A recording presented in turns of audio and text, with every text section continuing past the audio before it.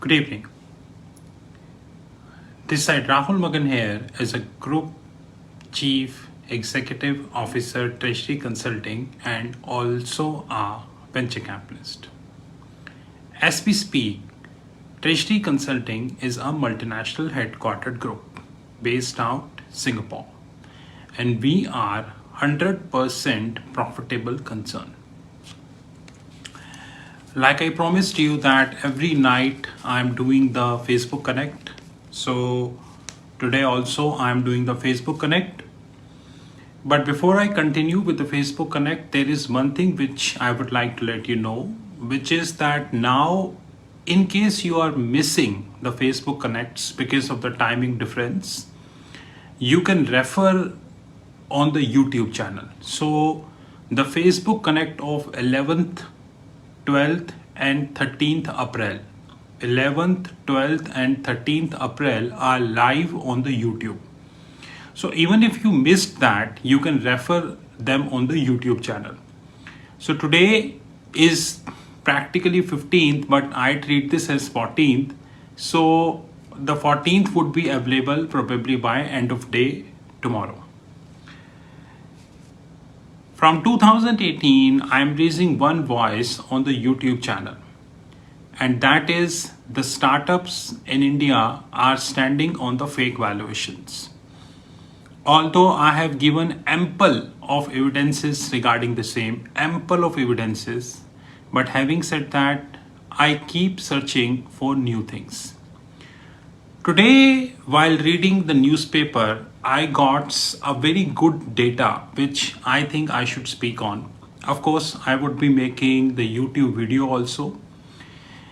So the data is that the Indian startups have started raising the debt. Now, what the hell is that?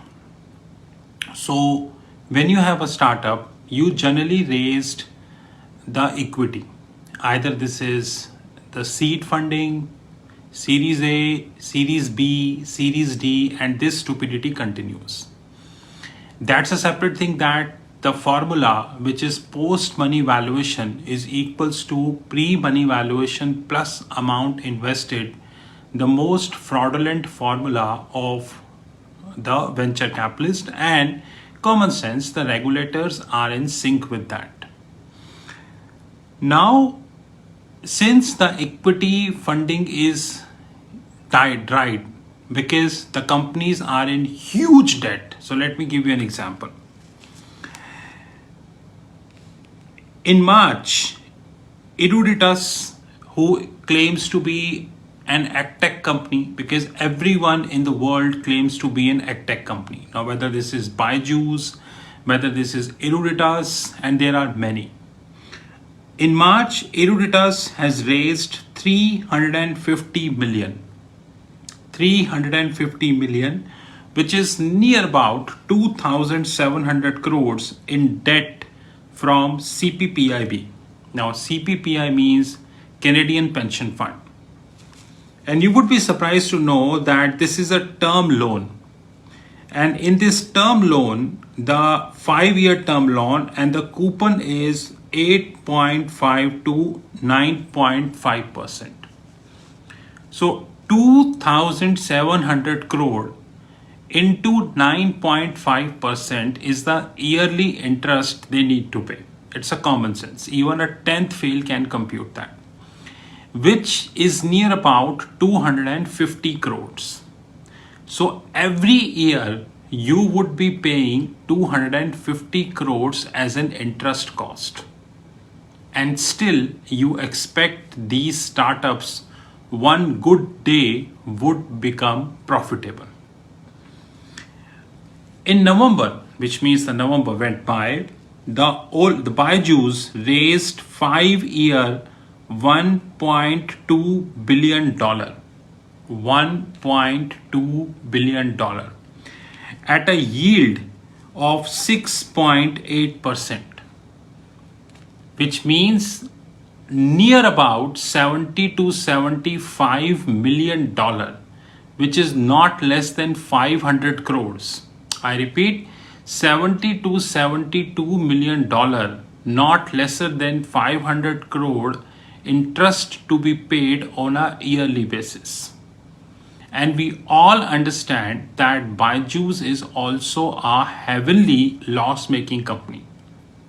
Now, that's a separate thing that Byju's claim to be a 18 billion plus valuation company, which they are not. Because a loss-making company cannot be 18 billion valuation company. Ola also raised $500 million, 500 million at a yield of 7.81%, which precisely means near about you would say $40 million. 40 million means around 280 to 300 crores of interest on a yearly basis. Ola, Inuritas and Byju's, the three names who came in public, and all three names are in losses. You know, the one thing I would like to warn people very carefully, and I know that the whole system of India is compromised. Whole system of India is compromised because if I hold that information, which is I got it from public domain, then common sense is regulator also hold that information. But regulators are not worried because they know that they would be giving IPO approval to these companies. That is something which is very clear, and this is something which had happened, which includes Paytm, Zomato, Nikia, Policy Bazaar, and many such companies. The purpose of taking venture debt is very clear, and that is you have no source of equity funding. And the interest cost which you would be paying, you have to pay because it's a debt. This would eat away your P&L, which is already eaten. So common sense is we need to be very much aware of the fact that we are next to the companies who are making us idiot. Whether it is Byju's, whether this is Ola, and so on and so forth. Ola is throughout loss-making company. Till now, Ola never reported profit, and still they got $500 million of funding. I also would like to discuss something in this Facebook Connect, a very important thing, which is called sovereign risk. Now, this is first thing which I wanted to discuss. I already done that. When we were doing MBA in 2005, we being told that there is a concept called sovereign risk, which means that whenever the governments take up the funding, they would never default. And I raised my hand in the class and asked that what is the guarantee that the government never defaults? Although I got no answer and I was asked to leave the class as usual, nothing new. Today, when Sri Lanka collapsed and near about 51 billion, yes, 51 billion worth of debt is defaulted, and God knows how much the local debt to be defaulted, because this is the external debt. Common sense is local debt to be defaulted. This raised a very important question in the system which we all are ignoring. And by the time we woke up, the things would be out of our hand, which is in the year 2022 and onwards, do we left with a concept called sovereign risk? I don't think so. We do not left with a concept called sovereign debt because the governments are defaulting. Today, International Monetary Fund started talks with three countries. Number one, Sri Lanka. Number two, Pakistan. Number three, Tunisia, regarding the help in the debt default. As we speak, if we leave the politics aside, which you know how it is, Pakistan is standing at a sovereign debt of near about around 43 trillion. 43 trillion, which is a huge amount for Pakistan. And this debt is ballooning up. So guys, to conclude the today's session, we are heading up towards a big default. Number one, these startups who are not getting any form of equity funding now, and now they are raising the debt. That's a separate thing that the paid, sold, and corrupt media will never reflect that. That's a separate thing. Having said that, another thing is the sovereign risk, which is there.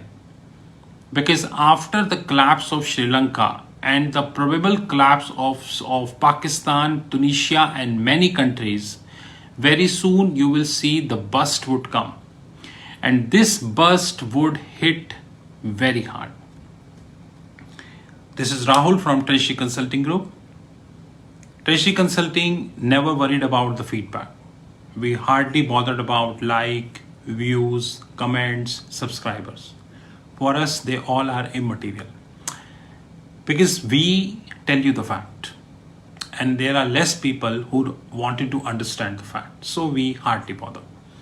Anyways, this is Rahul Magan from Treasury Consulting Group. You know my personal number 9899242978.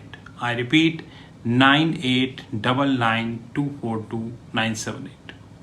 Have a great time ahead. Thank you. See you tomorrow.